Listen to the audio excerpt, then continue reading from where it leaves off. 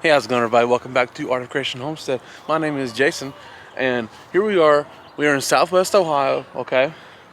And we do all of our gardening in the backyard of our half-acre lot.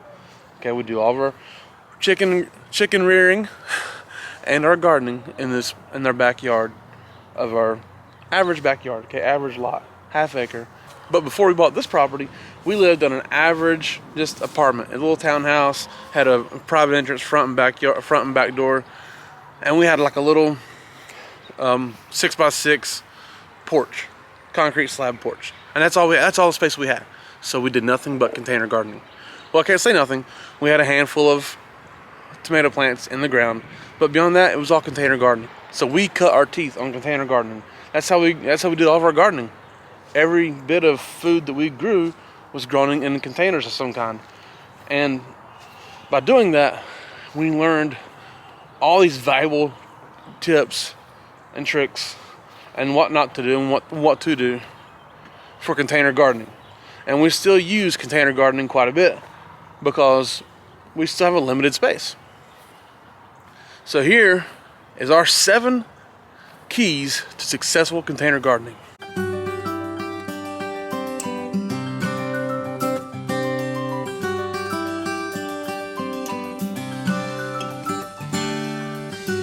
The number one thing that you need to pay attention to is your dirt.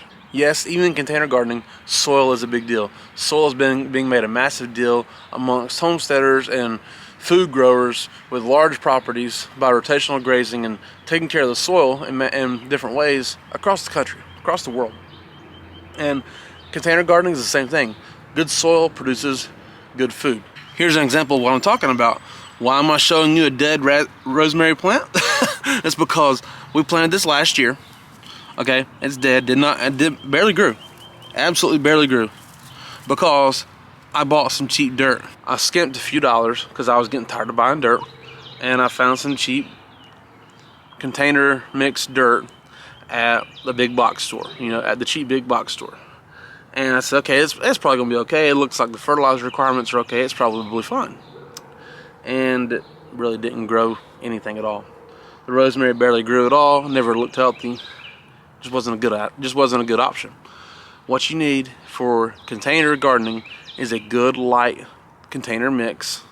I use organic mix. You can or cannot. It's up to you.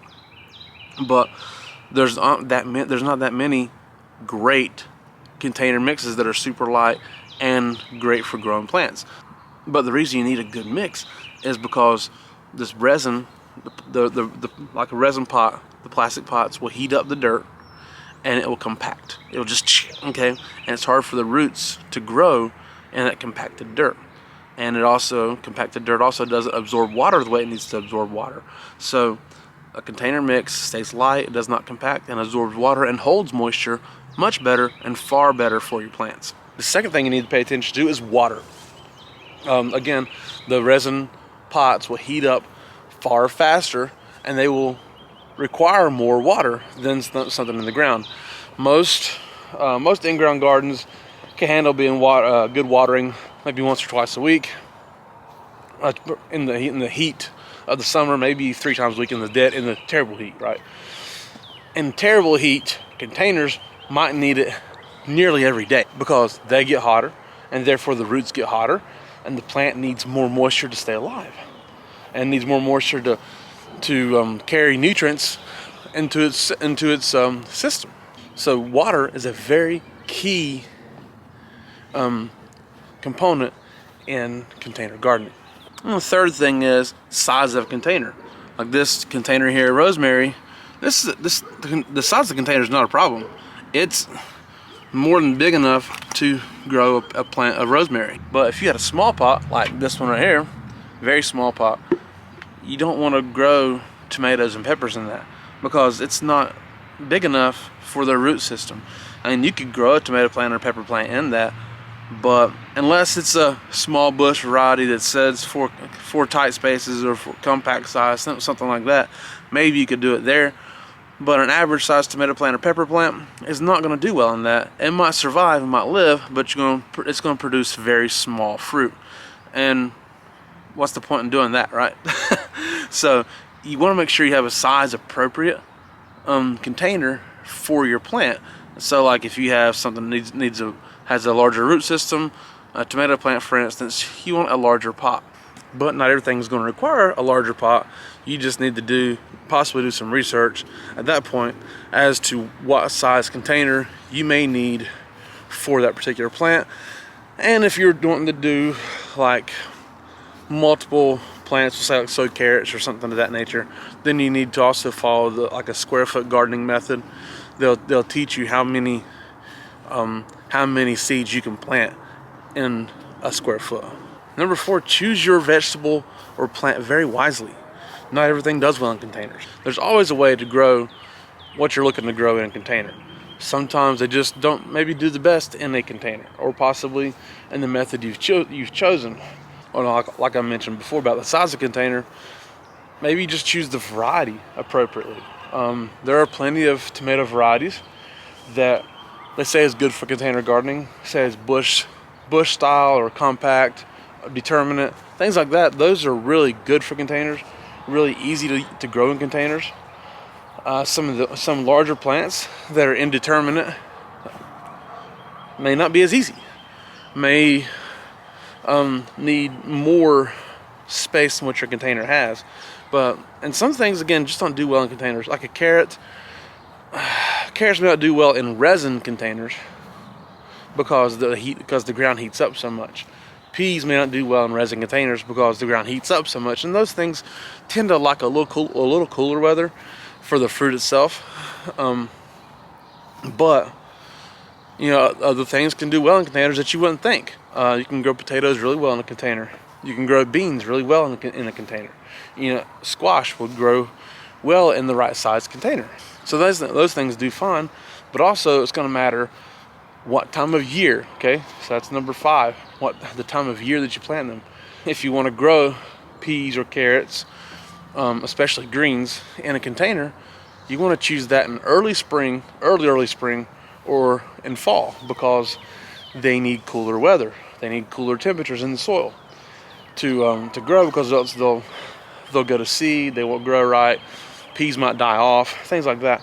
So the time of year is going to matter as well. Planting things in the appropriate weather matters a big deal. You do not want to plant lettuce in June in most of the country, okay? You also don't want to plant a tomato plant in October, right? This is the same thing. Lettuce will get bitter if it gets too hot. Spinach will go to seed or will bolt, as they say, if it gets too hot.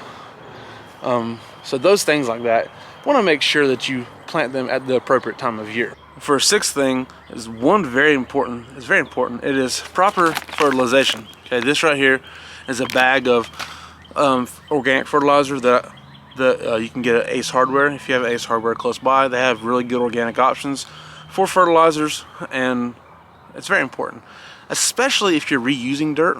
Okay, as a container gardener, you have to buy dirt to fill your container, but then when the season's over, you don't want to waste that dirt. So we kind of hold on to our dirt, store it in a pile on a tarp, and want to reuse it. But the nutrients and the fertilizer inside of that thing has already been used up. So you need to re-fertilize it to make sure that your plants can actually grow in that dirt.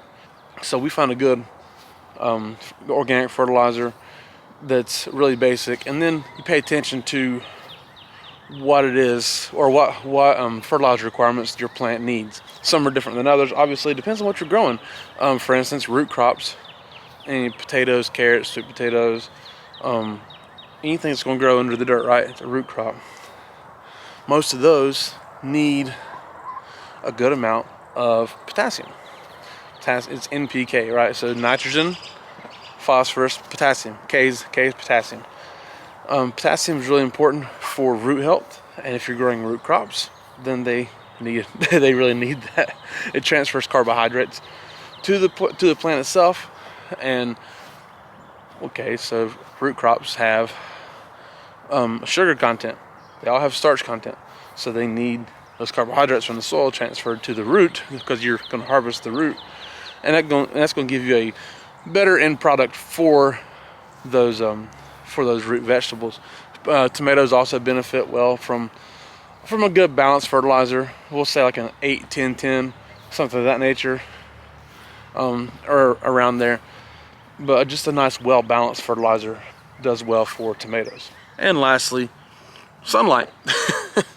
It really matters. It really matters where you put your containers at. Pay attention to where the sun's coming up and going down, and where you get the most sun at, and put your plants there, right? Especially in containers, you have the ability to move them around and put them in the exact right spot. Like on my patio there, if I put all these containers up next to my house, they're never going to see any direct sunlight, because I face south. The sun rises here, it goes all the way across, and will never touch a part of the back of my house. So if they're up against the house, they'll never get the appropriate amount of sunlight. But if I put them out just a little bit, they get plenty of sunlight. So pay attention to that. Make sure you don't have trees shading them or something of that nature. Sunlight is very important to them growing. They absorb vitamin D. They ripen that way. Sunlight causes photosynthesis and helps them grow. It's everything. Sunlight's super important. So make sure that you put them in their exact right spot. Thank you guys so much for tuning in. We do appreciate it. Again, keep coming back here. Click on these videos. Look for container gardening, raised bed gardening, in-ground gardening, any kind of food growing. We're going to do it, and we'll do our best to answer any questions you may have. My name is Jason. This is Art of Creation Homestead. We love you guys. God bless you. Goodbye.